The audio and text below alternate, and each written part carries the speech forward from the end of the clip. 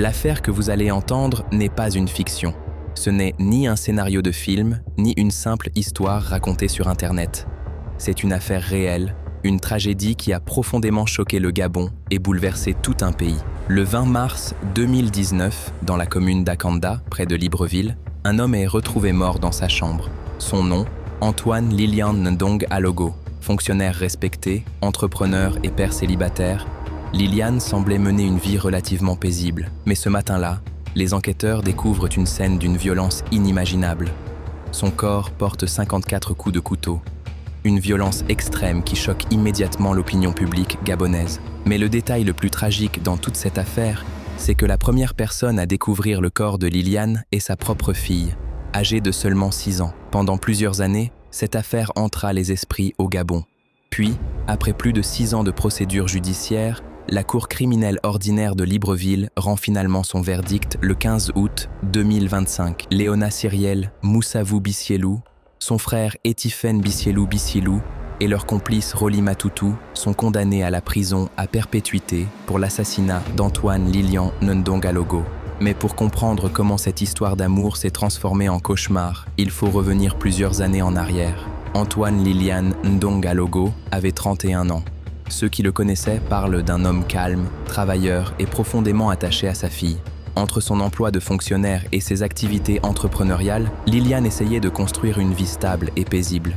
Puis, il rencontre Léona Cyrielle Moussavou Bissielou, une jeune lycéenne de 19 ans, discrète, sociable et très active sur les réseaux sociaux. Très vite, Lilian tombe amoureux. Il prend soin d'elle, l'aide financièrement et veille à ce qu'elle ne manque de rien. Aux yeux de leur entourage, leur relation semble sérieuse, stable et heureuse. Mais derrière cette apparence tranquille, un piège est déjà en train de se refermer. En octobre 2018, Léona publie une photo sur Facebook. Sur l'image, elle exhibe une importante somme d'argent, près de 2 millions de francs, CFA. Mais cet argent ne lui appartient pas. Il appartient à Lilian, provenant d'une activité entrepreneuriale récente. Cette publication attire alors l'attention du grand frère de Léona, Etifen Bissielou, surnommé Zlatan. Connu pour plusieurs actes de délinquance, il voit immédiatement dans cette photo une opportunité. Il contacte sa sœur et lui propose un plan.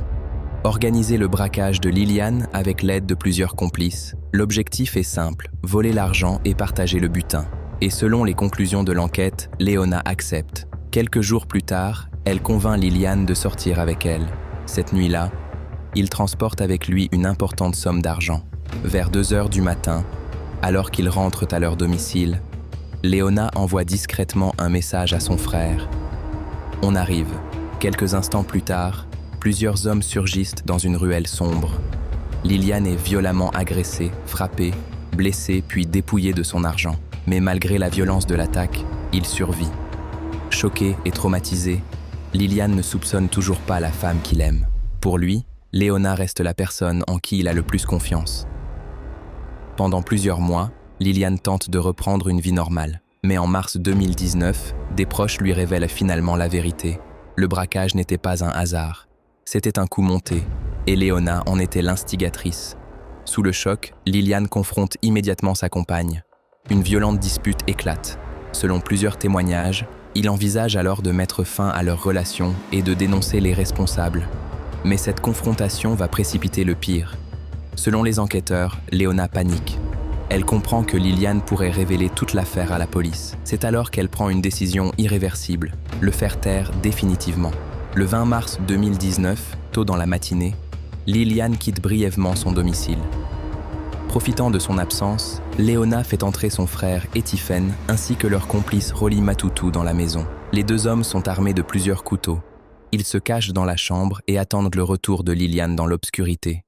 Vers 10 heures du matin, Lilian rentre chez lui. À peine ouvre-t-il la porte de sa chambre que les agresseurs se jettent sur lui. Il est maîtrisé, attaché puis poignardé avec une violence inouïe. Encore et encore. Au total, les médecins légistes relèveront 54 coups de couteau. L'autopsie révélera également qu'il avait été drogué au Valium à une dose extrêmement élevée avant l'attaque. Selon ses proches, sans cela, il aurait probablement pu se défendre, car Lilian pratiquait les arts martiaux. Après le meurtre, les agresseurs volent l'argent liquide ainsi que les fonds présents sur les comptes mobile money de Lilian avant de quitter les lieux.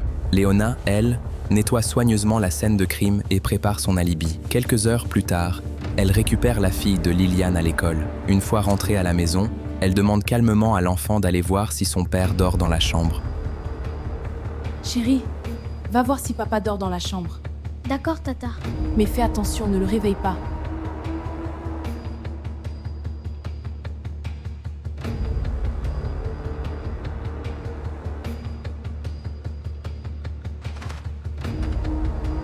Quelques secondes plus tard, les cris de la fillette résonnent dans toute la maison.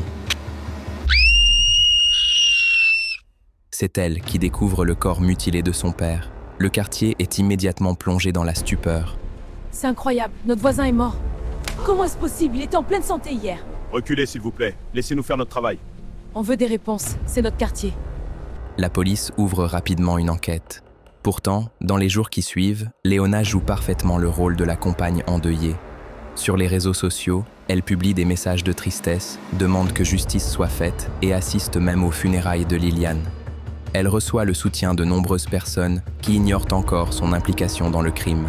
Mais derrière cette façade, les enquêteurs découvrent progressivement la vérité. Les contradictions s'accumulent, puis les complices finissent par parler. Quelques semaines plus tard, les suspects sont arrêtés. Le pays entier est sous le choc. Beaucoup n'arrivent pas à comprendre comment une jeune femme de 19 ans a pu participer à un meurtre aussi brutal contre l'homme qui semblait l'aimer sincèrement. Pendant plus de 6 ans, l'affaire reste entre les mains de la justice gabonaise. 6 longues années d'attente, de douleur et de procédure pour la famille de Liliane. Puis, le 15 août 2025, la Cour criminelle ordinaire de Libreville rend finalement son verdict. La Cour criminelle de Libreville a rendu son jugement vendredi 15 août 2025 dans l'affaire du meurtre d'Antoine Lilian Dong à Logo. Tué en mars 2019, Léona Cyrielle Moussavou Bissielou, alors âgé de 19 ans, son frère Etifen Bissielou, ainsi que leur complice Rolly Maloutou ont été condamnés à la prison à perpétuité pour ce crime d'une extrême violence. Cliff Chinga et Djamingoma. Alumi Moussavou Bissielou Léona Cyrielle, coupable du crime de complicité d'assassinat. En répression, les condamne chacun à la réclusion criminelle à perpétuité. L'affaire qui avait secoué tout le Gabon refait surface avec des détails d'une noirceur glaçante. Antoine Lilian Dong à Logo, 31 ans, fonctionnaire et entrepreneur, partageait depuis 2 ans sa vie avec Léona Cyrielle. Ce qui semblait être une relation amoureuse n'était en réalité qu'un piège fatal. Déjà, 1 an avant le drame, l'homme avait été victime d'un braquage orchestré par sa propre compagne et ses frères. Lorsqu'il découvrit la vérité, son destin venait de se sceller. Le 20 mars 2019, le plan macabre se concrétise. Dans l'appartement du couple, Léona ouvre la porte à ses complices, armés de 7 couteaux.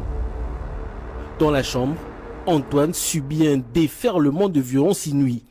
Une exécution marquée par un acharnement implacable.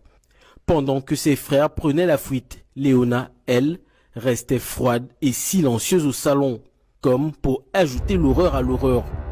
Elle traîna ensuite la petite fille de la victime, âgée de 7 ans, devant le corps massacré de son père. 6 ans plus tard, devant une salle d'audience pleine à craquer, les accusés ont tenté de nier l'évidence, effaçant leurs propres aveux passés. Râpée d'un foulard, Léona s'est livrée à une mise en scène confuse.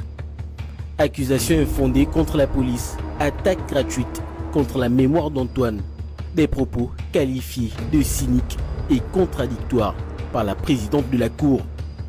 L'avocat de la partie civile, pour frapper les esprits, n'a pas hésité à brandir une poupée afin de symboliser la cruauté des coups infligés, allant jusqu'à qualifier l'accusé de sorcière. À l'unisson, ministère public et partie civile ont clamé la perpétuité, seule sanction jugée à la hauteur de l'horreur commise. Après plus de 10 ans de procédure, après plus de 6 ans de procédure, le verdict tombe, laissant derrière lui une cicatrice indélébile dans l'opinion publique.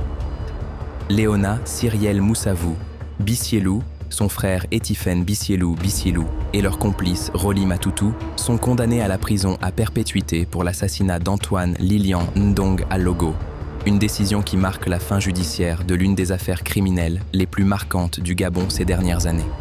Aujourd'hui encore, cette affaire continue de hanter les esprits. Une famille a été détruite. Une enfant a grandi avec le traumatisme d'avoir découvert le corps sans vie de son père. Et plusieurs vies ont basculé à jamais. Cette histoire rappelle jusqu'où peuvent mener la cupidité, la manipulation et la trahison. Parce que parfois, le danger ne vient pas d'un inconnu. Parfois, il se trouve déjà juste à côté de nous,